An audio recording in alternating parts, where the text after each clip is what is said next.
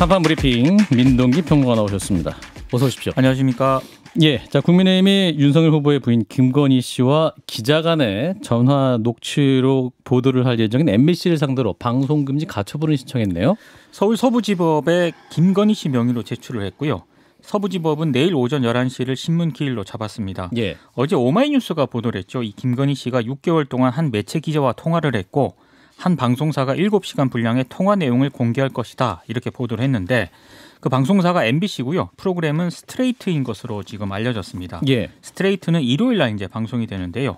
7시간 통화에는 김건희 씨가 문재인 정부를 비판하는 그런 내용, 검찰의 조국 전 법무부 장관 수사와 사생활에 관한 그런 내용도 담겨 있는 것으로 알려졌다. 지금 이렇게 전해지고 있습니다. 예. 이양수 국민의힘 선대본부 수석 대변인이 논평을 냈는데요.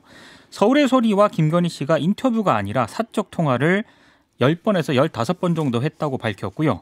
이 사적 통화를 몰래 녹음을 해서 모 방송사 기자에게 이 서울의 소리가 넘긴 것으로 알고 있다. 이렇게 얘기를 했습니다. 예. 그리고 이양수 대변인이 처음에 김건희 씨에게 악의적 의혹 제기에 대한 대응을 돕겠다. 이렇게 거짓말을 하면서 접근을 해서 모든 대화를 녹음했다고 밝혔고 악의적으로 기획된 특정 세력의 정치 공작이라고 판단된다고 주장을 했습니다.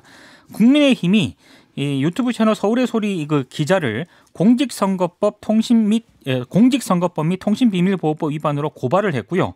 그리고 동시에 이 선거법 위반 여부에 대해서도 선관위에 유권 해석을 요청을 하기로 했습니다. 예. 그리고 이 녹음 파일을 공개 보도하는 매체에 대해서도 강력한 법적 조처를 취하겠다고 밝혔는데요.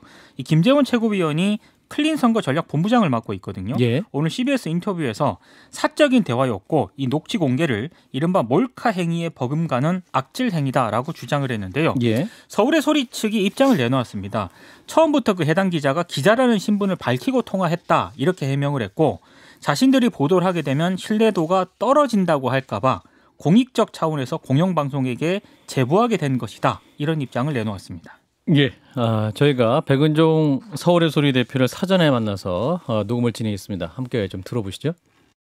예, 김건희 씨와 최초로 통화한 곳입니다. 서울의 소리 백은종 대표를 연결합니다. 대표님 안녕하세요. 예, 안녕하세요. 서울의 소리 백은종입니다. 예, 먼저 서울의 소리 기자가 김건희 씨와 지난해 이제 6개월 동안 20번 정도 통화한 내용 7시간 분량이 녹취된 게 맞습니까? 20번이 아니고요. 예. 53번입니다. 아, 53번. 7시간 45분이고요. 그러면 이 김건희 씨와 이 서울의 소리 기자의 첫 통화는 어떻게 이루어지게 된 겁니까? 처음에 서울의 소리 이명수 기자입니다. 이렇게 하고 통화를 했거든요. 예. 근데 이렇게 통화가 수십 차례 이루어진 건 저도 어떤 기술적인 그런 통화 방법이 있었는지 참 좀 대단하다 이렇게 생각합니다. 근데 일각에서는 이제 김건희 씨의 통화한 분이 어떤 취재 기자가 아니고 촬영 담당이다 이렇게 말씀하시는데 그거는 국민의힘 쪽이 예. 서울의 소리 기자를 폄하하기 위한 언어 유희라고 볼 수밖에 없는 거고 예. 분명히 저희는 인터넷 언론사 협회에도 가입된 인터넷 언론사고 예. 이명수 기자가 촬영 말고도 많은 취재를 그동안 해왔고 예. 그 신현희 강남 전 구청 그 취재도 이명수 기자가 특종을 한 사건이에요. 예. 촬영도 하고 취재도 하고 이제 멀티플레이어 역할을 했던 그런 분이라고 이해하면 되겠군요. 그렇죠. 뭐 기자가 서울의 소리가 2-3명 되니까 예. 저도 마찬가지로 저도 촬영을 하는데요. 그런데 이제 이 국민의힘에서 문제 제기를 하는 것이 김건희 씨에게 접근한 과정이나 이제 대화 주제나 통화 횟수나 기간이나 내용을 볼 때 그 이제 사적 대화인 게 명백하다. 이게 도저히 기자의 인터뷰를 볼 수는 없다. 취재가 아니라는 건데 어떻게 답하시겠습니까? 맨 처음 김건희 씨와 통화할 때 이렇게 얘기를 했어요. 서울의 소리 이명수 기자입니다. 아하. 그러면 나는 김건희 씨가 기겁으로 끊어버릴 줄 알았는데 기자라고 알았으면 특히나 서울의 소리라니 끊어버릴 줄 알았는데 이렇게 50여 차례가 넘는 통화를 한 거는 김건희 씨 측에서 서울의 소리에 엄청난 관심이 많이 있었을 거다. 예. 김건희 씨 입장에서는 과연 서울의 소리에서 어떤 방법으로 그 정대택 씨와 이런 방송을 하는지 예. 이런 것들을 알아보고 싶었겠죠. 그래서 통화가 이어지지 일방적으로 어떤 대화를 한다면은 또 질문만 한다면은 어떻게 이렇게 많은 통화가 이루어졌겠냐 그 여러분들이 생각해 보시면 잘 아실 겁니다. 근데 이제 국민의힘 김재원 최고위원은 오늘 김현정의 뉴스에 나와가지고 이러한 녹취록 공개하는 거는 그 남녀 몰카를 제3자가 상업적으로 유통하는 것 같다 이렇게 비유를 했어요. 적절한 비유였다고 보십니까, 대표님? 뭐 그분의 말씀은 그 저희가 생각해 볼 때 예. 말도 안 되는 얘기고 저희는 김건희 씨한테 기자 입장 밝히고 그것도 서울의 소리 기자라는 신분을 확실히 밝히고 대화를 시작했고 예. 김건희 씨는 서울의 소리의 정보를 알고 싶었고 이명수 기자는 김건희 씨를 취재하고 싶었고 이게 맞아떨어졌기 때문에 시온 세 차례 그 직접 통화가 있었고 예. 서로 정보를 주고받았다. 예. 근데 이른바 이제 사생활 침해다. 그 취재윤리를 위반한 것이다 이런 주장이 있습니다. 이런 비판은 어떻게 듣고 계세요? 물론 김건희 씨가 일반 가정 어떤 주부로서 그런 신분이라면 사생활 침해다 해서 그런 얘기를 할 수 있을 거고 서울의 소리도 그런 어떤 입장에 있는 분이라면 이런 거 우리가 굳이 예. 보도할 이유도 없는 건데 생각해 보십시오. 대통령 후보지 않습니까? 남편이요. 대통령 후보 예. 부인으로서 네. 지금 대통령이 된다면은 대통령인 윤석열 후보를 뒤에서 충분히 조언을 할 사람이잖아요. 예. 이런 사람들을 검증을 하는 거는 당연한 거고 그걸 검증을 어떤 방식으로 했냐에 따라서 이게 무슨 사생활 침해다. 이렇게 이야기하는데 그거는 국민의힘의 일방적인 주장일 뿐이다. 이렇게 말씀드리겠습니다. 예, 지금 이제 해당 기자가 법적 조치를 받을 게 있다면 기꺼이 받겠다 이런 입장인데 이렇게까지 법적 조치도 각오하시고 녹취록을 공개하시던 이유는 뭡니까? 아니 법적 조치라는 건 저는 전혀 받을 가능성이 없다고 기본으로 보고 예. 만약에 대한민국 법에서 이런 국민의 당연한 알 권리를 방해한다면 저는 그런 걸 무시하고 후보자 검증 차원에서 이 녹취 내용들 주요 녹취 내용들을 국민들에게 알릴 예정이다 그렇습니다. 만약에 그 어떤 법원에서 이게 예. 뭐 방송하지 말라 한다 하더라도 서울의 소리에서는 국민의 알 권리 차원에서 예. 낱낱이 다 나름대로 저희도 언론사기 때문에 예. 온갖 방법을 동원해서 국민들께 널리 알리도록 그렇게 하겠습니다. 예. 이제 MBC가 이제 일요일 정도에 방송을 한다는 입장인데 서울의 소리 유튜브 채널을 통해서 보도하시면 될 텐데 왜 MBC를 통해 보도하시느냐 이런 질문 많이 받으셨죠? 예. 예. 왜 MBC에 주셨습니까? 뭐 MBC를 우리가 예뻐서 준 게 아니고 MBC한테 뭘 얻기 위해서 준 것도 아니고 서울의 소리 입장은 어떤 공익적인 어떤 취재들은 우리가 보도하는 것보다 예. 널리 알 수 있는 어떤 매체한테 주는 게 좋다.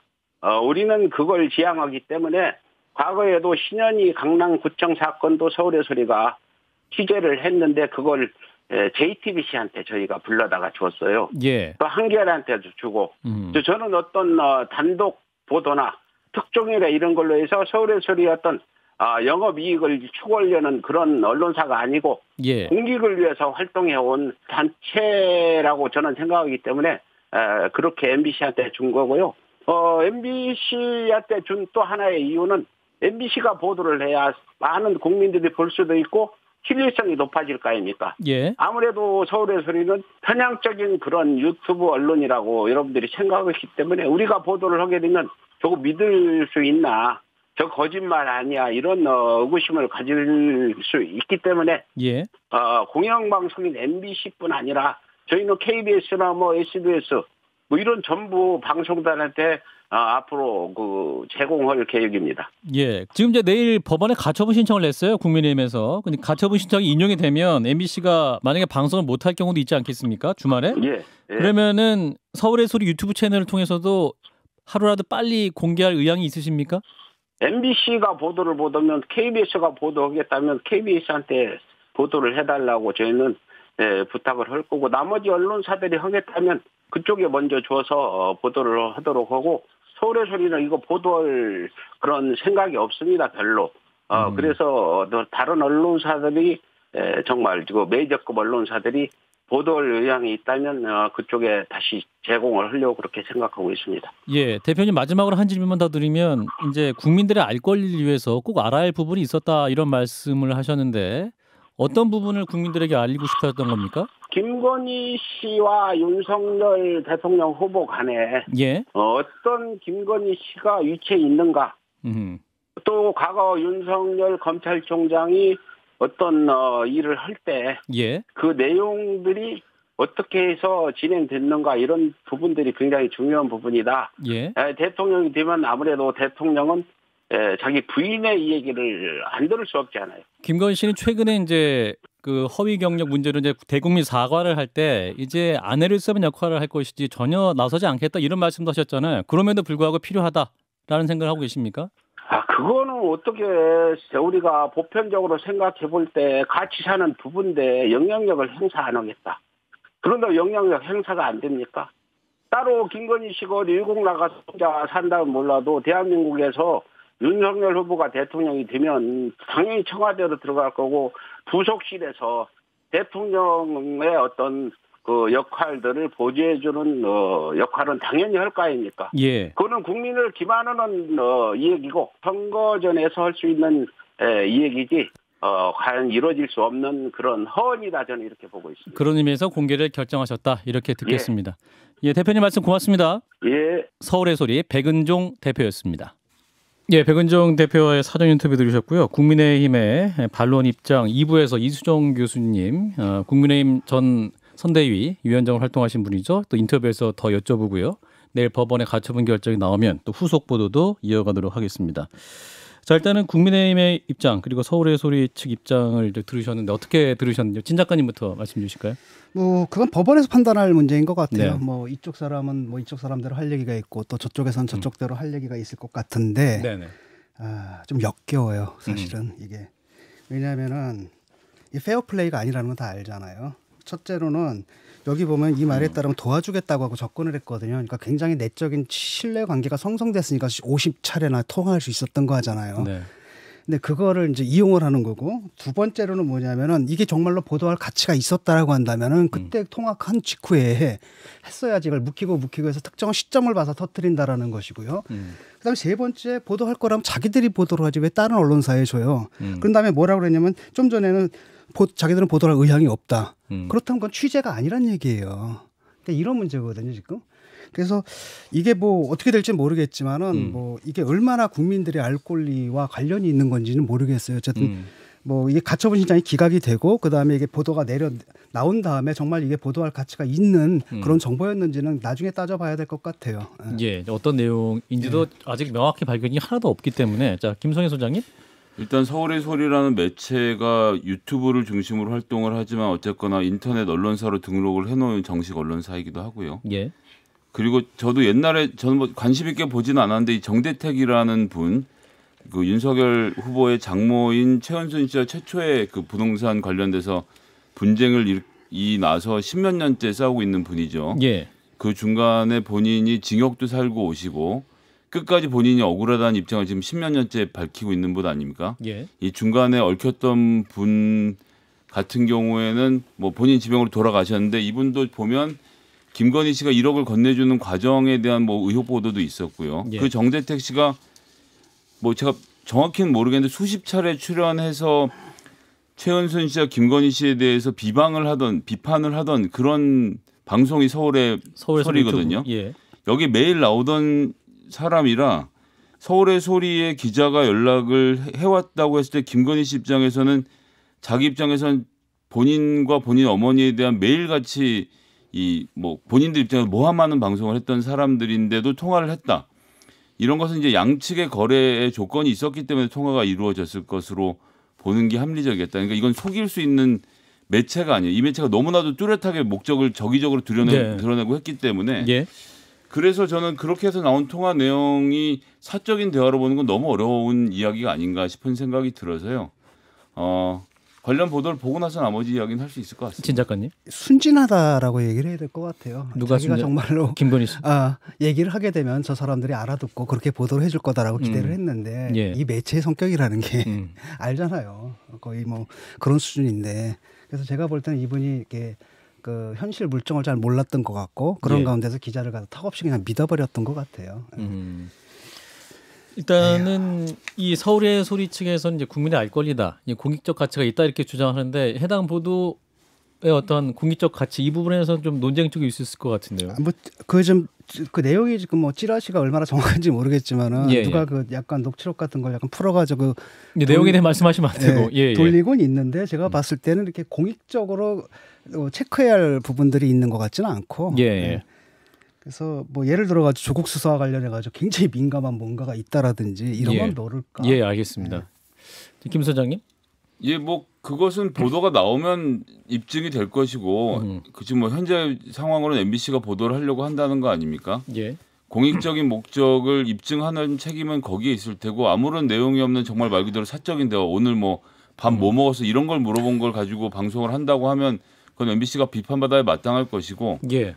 반면에 집권 계획이라든지 출마의 변이라든지 뭐 이런 내용들이 들어가면 또 얘기가 달라지는 거 아니겠습니까? 그건 뭐 보도를 보고 얘기해야 될 것 같습니다. 되게 보니까 이제 이미지 타격을 주겠다는 의도거든요. 그러니까 그 김건희 씨가 사용했던 어떤 특정한 단어들, 그다음에 어떤 발언들 이런 것들인데 이게 무슨 사안과 공적으로 토론할 가치가 있는 사안과 연관된 게 아니라 그 자체가 유권자들한테 상당히 부정적인 영향을 줄 수도 있는 이런 내용들이 좀 주로 있는 것 같아요. 그래서 저는 모르겠습니다. 어쨌든 뭐 어떤 파장이 있을지는 모르겠지만은 두 개인 것 같아요. 하나는 이제 뭐 그쪽에는 뭐 이미지의 부정적인 이미지를 강화하는 측면이 있겠고 예. 또 다른 한편은 이게 지금 사실 페어플레이가 아니잖아요. 예. 여기에 대한 역풍도 볼 수가 있다라고 알겠습니다. 생각을 합니다. 일단 내일 법원에 가처분 신청 결과 나오게 되면 이게 정치가 이래도 되는가 정말.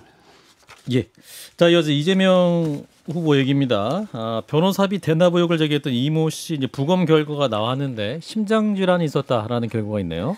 오늘 그 양천 경찰서에서 이제 경찰청이 서울 경찰청이 브리핑을 가졌는데요. 국립과학수사연구원의 구두 소견을 발표를 했습니다. 일단 대동맥 박리 및 파열로 인한 사망으로 추정된다는 게 구두 소견이고요. 예. 부검 결과 시신 전반에서 뭐 특이 외상은 발견되지 않았다고 밝혔습니다. 대동맥 박리 및 파열이라는 게 주로 뭐 고혈압이라든가 동맥경화 등의 기저질환을 가진 사람에게서 발생하는 심장 질환이라고 합니다. 예. 관련해서 경찰이 이 이모 씨가 중증도 이상의 관상 동맥 경화가 있었고 심장의 크기가 보통 사람의 2배에 가까워서 심장 비대증 현상도 발견됐다고 전했습니다. 예. 이모 씨의 부검 결과가 나왔을 때 고인의 유족 측도 일부 언론과 인터뷰를 했는데요.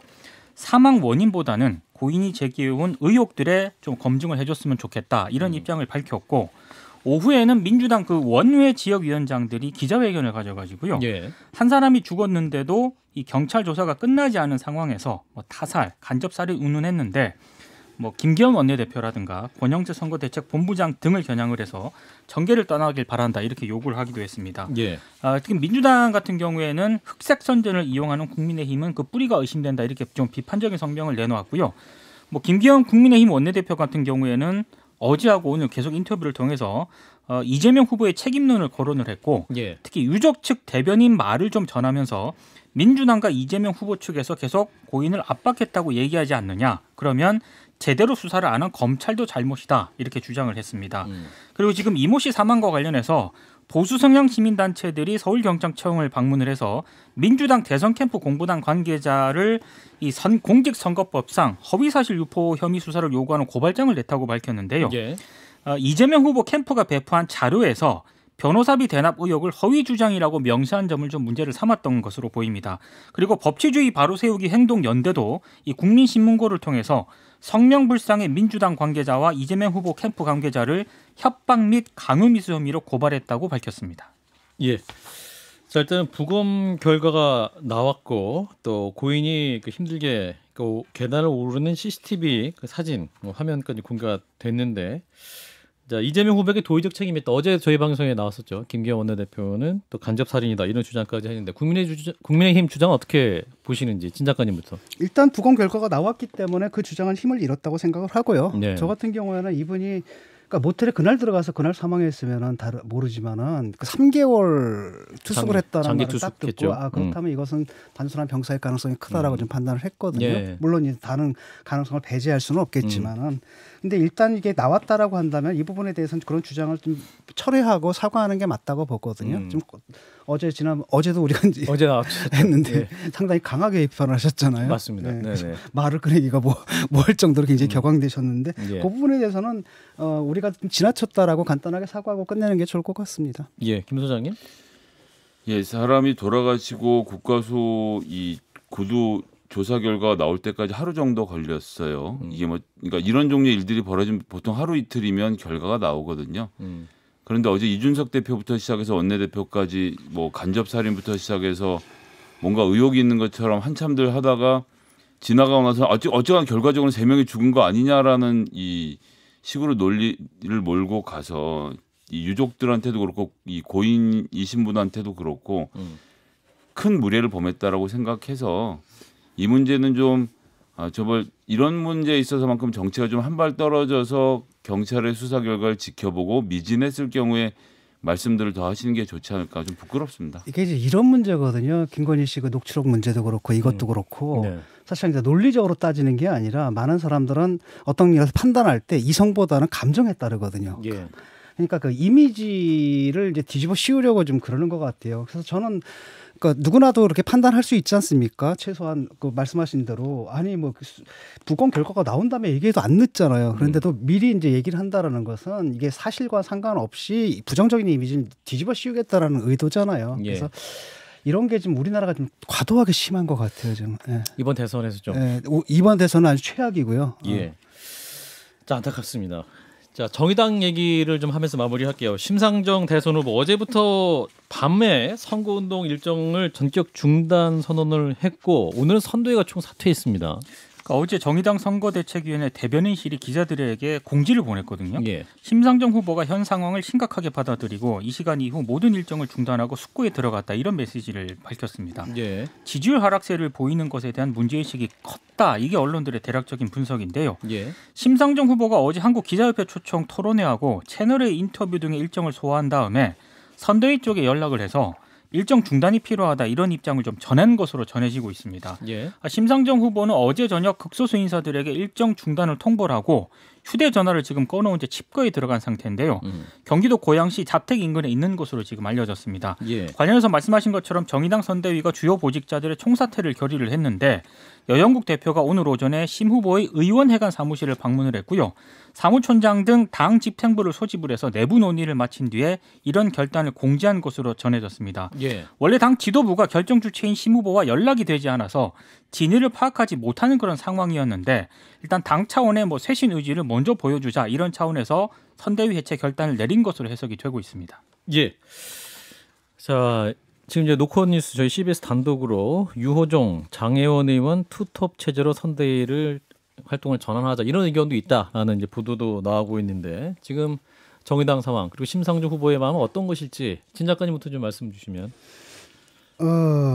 지금 뭐 일단은 뭐 사퇴라는 건 불가능하고요. 후보 사퇴. 네, 그건 뭐 그 당이 이제 당이 날아가게 되거든요. 그렇게 되면 그 다음에 이제 지방선거도 걸려 있는데 최악이죠. 그것은 이제 선택할 수 있는 옵션이 아닌 것 같고 단일화도 옵션은 아니죠. 뭐 단일화를 한다면 누구랑 할 겁니까? 이재명이랑 단일화를 하게 되면 그건 이미 사퇴한다는 얘기랑 동일한 거고. 예. 그다음에 안철수랑 단일화할 수 있는 상황도 좀 아니잖아요. 예. 그럼 남는 건 결국 쇄신밖에 없는 거고 예. 선대위가 이제 해체가 됐기 때문에 선대의 얼굴들을 좀 새롭게 진영을 꾸리고 새로운 의제와 이번에 나온 의제들이 조금 그 뭐랄까 대중들의 감정하고 좀 동떨어져 있는 것들이 있었거든요. 예. 그래서 그런 것들 그다음에 선거 운동하는 방식도 좀 낡았다는 느낌이 들어요. 그 예컨대 국민의힘에 비하면은 네. 이런 것들을 뭔가 전면적인 쇄신안을 좀 들고 나오지 않을까 이렇게 생각이 됩니다. 아마 네. 고민이 조금 더 그게 하루 이틀에 나올 수 있는 생각은 아니잖아요. 그게 예. 그러니까 아마 조금 더 숙고의 시간이 좀 필요할 것 같고 그 시간을 좀 드려야 될 것 같습니다. 우리가. 네, 김 소장님. 사실 이제 정의당의 뿌리이신 분들 중에 뭐 저도 예전부터 청춘 시절부터 잘 알고 지내던 분들이 많아서 참 뭐라고 말씀드리기가 민망하고 곤란하긴 한데요. 예. 어쨌든 민주노동당에 출발할 때를 다시 돌이켜 보면 지역 조직의 뿌리를 가지고 진보 정치를 추진하면서 본인들의 계급적 색깔을 잃지 않으려 노력을 했었다고 생각을 합니다. 그리고 그런 가운데서 진보적 정책과 아젠다들을 가지고 여야보다 앞장서서 선도해 갔던 그런 기계가 있었는데요. 그것이 뭐 지금 이제 정의당은 제가 이렇게 이야기하면 인정하지 않겠지만 국민들의 눈에는 정체성 정치만을 추구하는 정치 집단으로 비춰지고 있는 것 같아서 매우 아쉽고요. 물론 그것도조차도 저의 그 선입견 어린 말씀이기 때문에 굉장히 조심스럽긴 하지만 일반 국민이 그렇게 보고 있다라는 사실을 정의당 분들이 한 번 더 생각해 주셨으면 좋겠다라는 읍소를 드리고 싶습니다. 예. 자, 정의당 이제 비상 상황으로 또 선대위 전면적 개편에 들어간 것 같은데 어떤 모습으로 또 국민들 앞에 서게 될지 좀 지켜봐야 될 것 같군요. 네, 여기까지 하도록 하겠습니다. 민동기 평론가였습니다. 고맙습니다. 고맙습니다.